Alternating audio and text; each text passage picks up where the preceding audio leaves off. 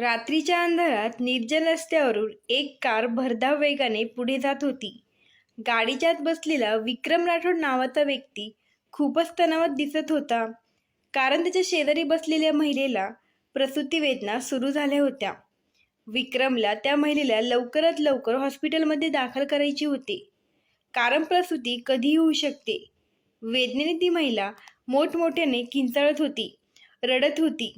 ते पाहून शेजारी बसलेला विक्रम त्या महिलेला धीर देत होता. काही वेळाने त्याची गाडी शहरातील एका मोठ्या हॉस्पिटलच्या गेटमधून आत गेली. विक्रम गाडी पार्क करून घाईघाईने गाडीतून खाली उतरला आणि स्ट्रेचर आणायला तो धावत हॉस्पिटलच्या आत गेला. त्यानंतर त्याने स्ट्रेचर आणि 2 वॉर्ड बॉयला त्याच्यासोबत घेऊन कारजवळ आला आणि त्यांनी कारचा दरवाजा उघडला, पण गाडीत ती महिला नव्हती. विक्रमला आश्चर्य वाटले. त्या 2 वॉर्ड बॉयला तो सांगू लागला, कदाचित तुमच्या हॉस्पिटलच्या कर्मचाऱ्यांनी तिला ॲडमिट करण्यासाठी आत नेले असावे. त्यानंतर विक्रम आणि 2 वॉर्ड बॉय पटकन हॉस्पिटलमध्ये गेले आणि तिचा शोध घेऊ लागले. त्यांनी हॉस्पिटलच्या प्रत्येक खोलीत जाऊन तिचा शोध घेणे सुरू केले. त्यानंतर ते पायऱ्या चढून प्रत्येक मजल्यावर तिचा शोध घेत होते, पण ती बाई कुठेच दिसत नव्हती. खूप शोधाशोध केल्यावर वॉर्ड बॉयने विक्रमला विचारले, सर, ती तुमची बायको होती का? त्रासलेल्या डोळ्यांनी इकडे तिकडे बघत तो म्हणाला, नाही, ती बाई रस्त्याच्या कडेला एका दगडावर बसली होती आणि येणाऱ्या जाणाऱ्या गाड्यांना हात करून थांबण्याचा इशारा करत होती. मला तिच्या परिस्थितीची कल्पना आली, म्हणून मी तिला माझ्या गाडीत बसवून या हॉस्पिटलमध्ये घेऊन आलो. यावर तो वॉर्ड बॉय म्हणाला, म्हणजे सर, तुम्हाला पण त्या प्रेग्नेंट महिला आत्म्याचा अनुभव आला? तू हे काय बोलत आहे? मी एक पोलीस अधिकारी आहे आणि आम्ही पोलीस अशा गोष्टींवर विश्वास ठेवत नाही. सर, मला माफ करा, पण इथल्या प्रत्येक माणसाला त्या प्रेग्नेंट महिलेची कहाणी माहीत आहे. जर तुमचा या गोष्टींवर विश्वास नसेल तर मी तुम्हाला घाबरवणार नाही. तुमच्या आधी अनेक जणांनी त्या महिलेला आमच्या हॉस्पिटलमध्ये आणल्याचे सांगितले आहे, पण इथे येताच ती महिला गायब होती. कदाचित तुम्हालाही तोच अनुभव आला असावा. सर, तुम्ही कुठे चालला होता? खरं तर मला दुसऱ्या मार्गाने जायचे होते, पण त्या महिलेला रुग्णालयात नेण्यासाठी मी या मार्गावर आलो होतो. बरं, मी आता निघतो, असे म्हणत विक्रम जाऊन त्याच्या गाडीत बसला आणि पुन्हा आपल्या मार्गाच्या दिशेने गाडी चालू लागला. रस्त्यावरून जात असताना तो एका चौरस्त्यावर पोहोचला. हा तोच चौक होता जिथून त्याला वळून दुसरीकडे जायचे होते, पण त्या महिलेमुळे त्याला शहरात जावे लागले होते. विक्रम विचार करू लागला, कोण असेल ती बाई? ते वॉर्डबॉय म्हणत होते, ती आत्मा, भूतप्रेत आहे. नाही, मी या गोष्टींवर विश्वास ठेवू शकत नाही. मग आपण एवढा विचार का करायचा? तो स्वतःशीच बडबड करत होता.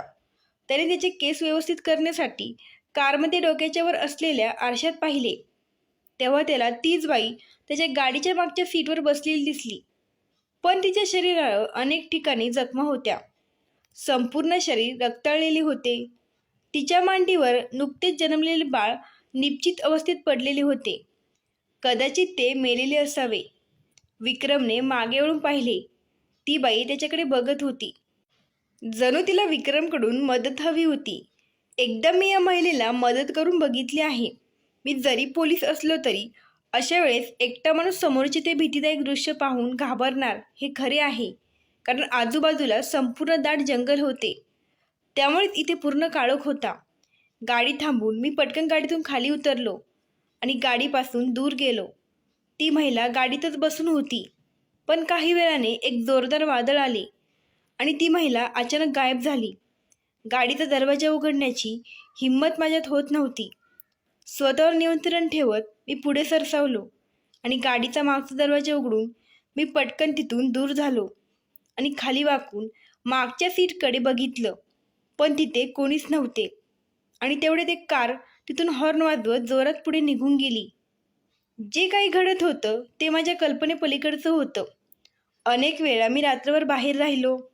अनेक रोड ॲक्सिडेंटच्या डेड बॉड्या जवळून पाहिल्या, पण असा अनुभव मला यापूर्वी कधीच आला नव्हता. पण आज हे सगळं बघून मला भीती वाटू लागली होती. काही विचार न करता मी गाडीत बसलो आणि तिथून पटकन कार घेऊन निघून गेलो. दुसऱ्या दिवशी मी आमच्या पोलीस स्टेशनमध्ये बसलो होतो, पण माझे लक्ष कालच्या घटनेवर होतं. पोलीस स्टेशनमधले प्रत्येकजण आपापल्या कामात व्यस्त होते, पण काल रात्रीची ती भीतीदायक घटना माझ्या मनात घर करून बसली होती. आज दिवसभर माझे कुठल्याच कामात मन लागले नाही आणि मी ती गोष्ट आमच्या पोलीस स्टेशनमध्ये कोणालाच सांगू शकत नव्हतो, कारण पोलीस लोक या गोष्टींवर विश्वास ठेवत नाही. जर मी त्यांना सांगितले तर ते माझ्यावर हसतील आणि माझी चेष्टा करतील. खरं तर माझा पण या गोष्टींवर विश्वास नव्हता, पण जे मी अनुभवले आहे ते मला एक्सेप्ट करणेच होते. हे कोणाला तरी सांगून मला माझे मन हलके करायचे होते. मी माझी मैत्रीण राधिकाला फोन केला. हॅलो राधिका, मला तुझ्याशी काही बोलायचे आहे. हॅलो विक्रम, मी तुझ्याकडेच येत होते.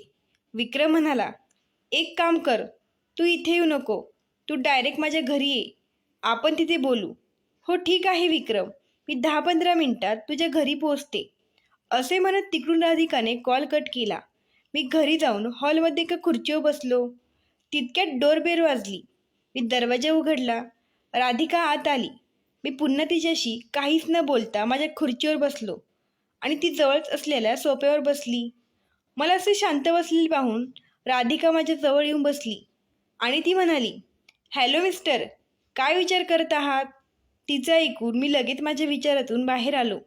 राधिका म्हणाली, सकाळपासून तू एकदाही माझा कॉल रिसीव्ह केला नाहीस ना, मला परत कॉल केलास? तुला काही दुसरी कोणी भेटली आहे का? राधिका, तू काही पण बोलू नको. हो बरोबर आहे, तू खूप हरवलेली दिसत आहेस. तुझे नक्कीच कोणत्या तरी मुलीशी अफेअर आहे. काय प्रकरण आहे ते मला सांग. सकाळपासून तू एकदाही माझा कॉल रिसीव्ह केला नाही. एक गरज लागली तर मला कॉल करून बोलावून घेतले. बरं बोल, तुझे माझ्याकडे काय काम होते? नाही, अगोदर तू सांग, तू माझ्याकडे कशाला येत होती? राधिका म्हणाली, उद्या घरी पूजेचा कार्यक्रम आयोजित केला आहे. सर्वांना सांगितले आहे, तुलाही यावे लागेल. असो, उद्या तुझा सुट्टीचा दिवस आहे, त्यामुळे कसलेच निमित्त चालणार नाही.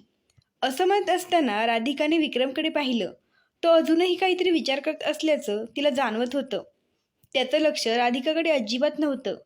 त्याला असे पाहून राधिकाने विचारलं, काय प्रकरण आहे? तू खूप चिंतेत दिसत आहेस. काही झालंय का?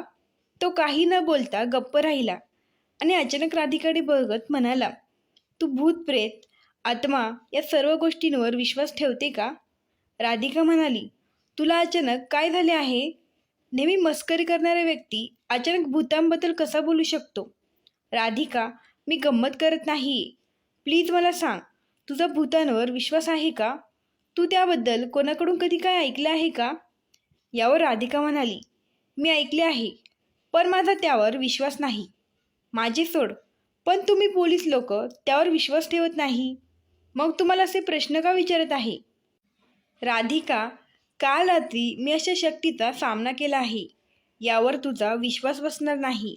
मग राधिका म्हणाली, विक्रम, तुला कोणत्या शक्तीचा सामना करावा लागला आहे आणि तू हे काय बोलत आहे? मला काहीच समजत नाही. तू याबद्दल मला काही स्पष्ट सांगशील का? राधिकाचे बोलणे ऐकून मी माझे डोळे मिटले आणि माझे डोके मी दोन्ही हातांनी धरले आणि मी तसंच टेबलावर डोके टेकून बसून राहिलो. सगळं शांत वाटत होतं, पण पुढच्या क्षणी माझ्या कानात एक विचित्र आवाज घुमला. तो आवाज लहान मुलाच्या हसण्याचा होता. वरच्या मजल्यावर गेल्यावर मला दिसले की संपूर्ण बेडरूम रिकामे आहे. तिथे काही ट्यूबलाईट चालू बंद होत होत्या. अवघ्या काही क्षणात बदललेले दृश्य पाहून मी स्तब्ध झालो आणि मला पुन्हा एक लहान मुलाच्या रडण्याचा आवाज ऐकू आला. मी पटकन मागे वळून त्या आवाजाकडे पाहिले. एका बाजूला काही अंतरावर बाथरूम होते, मात्र तिथला बल्ब बंद असल्याने काही स्पष्ट दिसत नव्हते. मी नीट निरखून पाहिलं तर बाथरूममधून कोणीतरी माझ्याकडे डोकावताना दिसत होतं. ते पाहून माझे हृदय जोरात धडधडत होते. तरीही हिंमत एकवटून मी बाथरूमच्या दिशेने जाऊ लागलो. बाथरूमच्या आतील लाईट चालू बंद होत होत्या, त्यामुळे कधी अंधार होत होता तर कधी उजेड. मी बाथरूमच्या दाराजवळ पोहोचलो होतो. अर्ध्या उघड्या दारातून मी हात डोकावले, पण मला तिथे काहीच दिसले नाही. तेव्हा मला माझ्या पाठीमागे कोणीतरी असल्याचे लक्षात आले. जणू काही मागे उभे असलेले कोणीतरी माझ्या अगदी जवळ आले होते. भीतीमुळे मानेवर साचलेल्या घामावर मागे उभे असलेल्या व्यक्तीचा श्वास मला जाणवत होता. मी इतकं घाबरलो होतो की मला माझ्या हृदयाची ठोके स्पष्टपणे ऐकू येत होते. घसा पूर्णपणे कोरडा पडला होता. मागून येणारी ती भीतीदायक भावना मला असह्य झाली. मी हिंमत एकवटून मागे वळून पाहिले, पण माझ्या मागे कोणीच नव्हते. त्यामुळेच माझ्या जीवात जीव आला.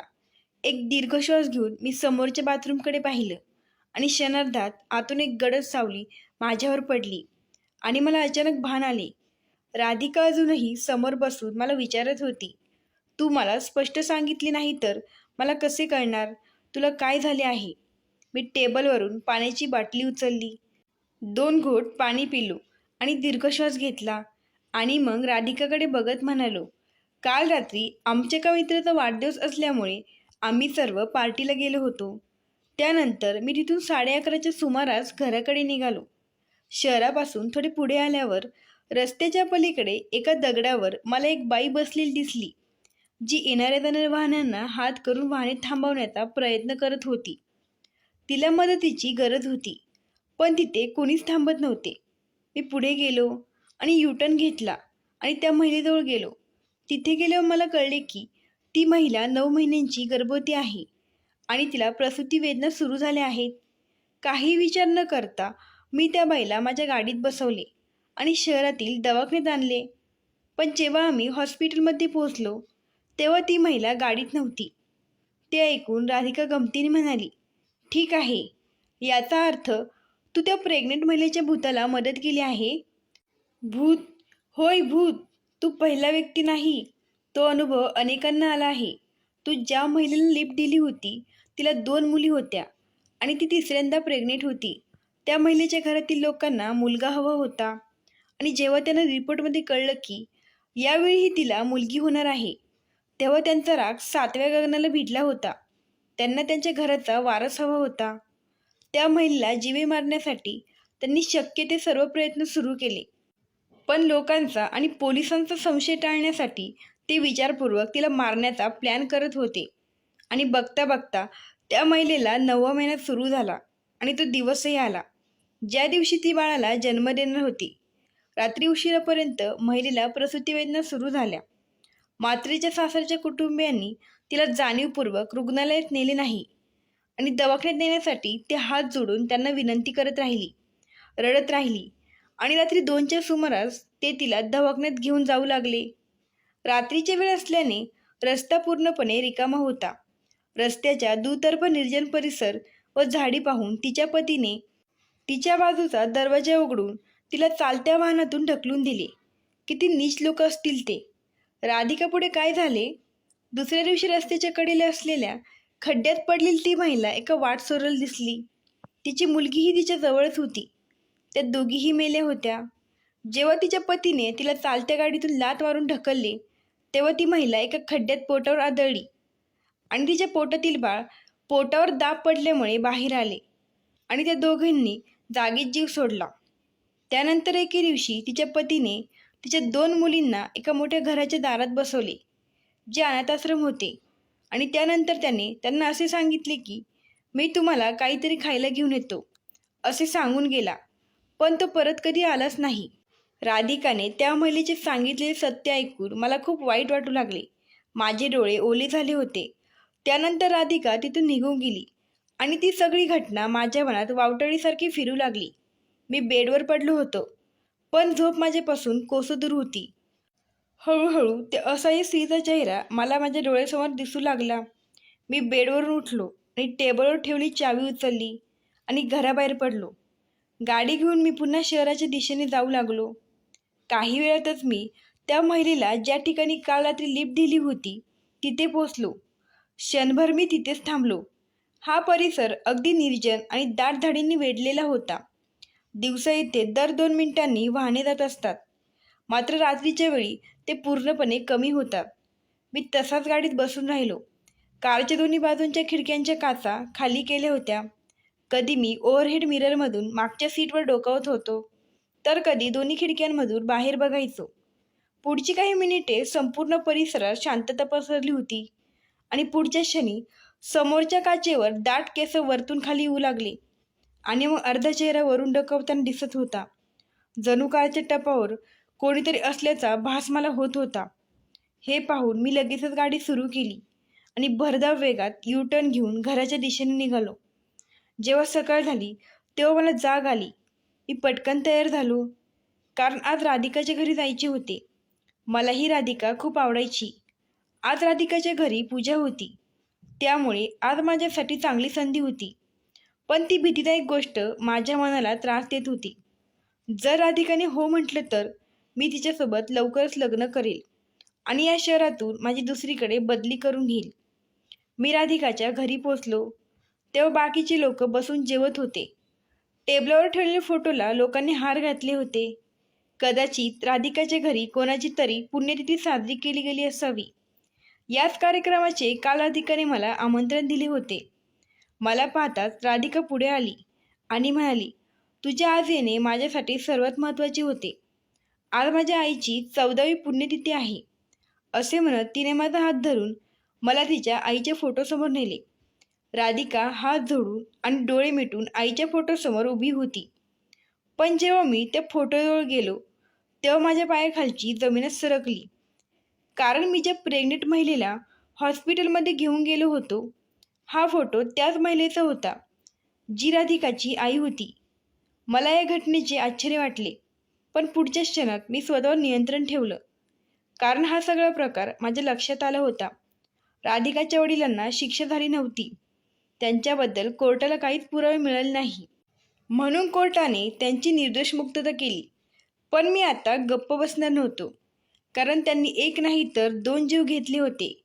राधिकाची आई आणि तिच्या होणार निष्पाप मुलीचा जीव घेतला होता. आणि अशा लोकांना आपल्या समाजात जगण्याचा काहीच हक्क नाही. मी ठरवले की राधिकाच्या वडिलांना आणि त्यांच्या घरातल्यांना अजन्म तुरुंगवास भोगावा लागेल. त्याशिवाय मी गप्प बसणार नव्हतो. असो, ते आमचे कामच आहे, जेणेकरून भविष्यात समाजात अशा घटना घडू नये. काही वेळ मी शांत होतो. त्यानंतर मी खिशात हात घातला आणि एक छोटी अंगठी काढली आणि फोटोसमोर उभे राहून म्हणालो, सासूबाई, मी तुमच्या मुलीवर खूप प्रेम करतो आणि मला तिच्याशी लग्न करायचे आहे. मला तुमचे आशीर्वाद हवेत. राधिका माझ्याकडे पाहत होती, पण आता मी डोळे मिटून राधिकाच्या आईच्या फोटोसमोर हात जोडून उभा होतो आणि त्यांना सांगत होतो की तुम्हाला न्याय नक्कीच मिळेल, हे माझे कर्तव्य आहे. आणि राधिकाच्या डोळ्यातून आनंदाश्रू वाहू लागले. दुसऱ्या दिवशी मी त्या सर्वांना अटक केली. त्यानंतर कोर्टात चार्जशीट दाखल केली आणि त्यांच्याबद्दलचे सर्व पुरावे कोर्टात सादर केले. कोर्टाने त्यांना अजन्म कारावासाची शिक्षा सुनावली. आज माझ्या लग्नाला 5 वर्षे झाली आहेत आणि मी या शहरात प्रामाणिकपणे माझी ड्युटी करत आहे. मित्रांनो, ही कथा आवडल्यास लगेच सबस्क्राईब करा. धन्यवाद. आभारी आहोत.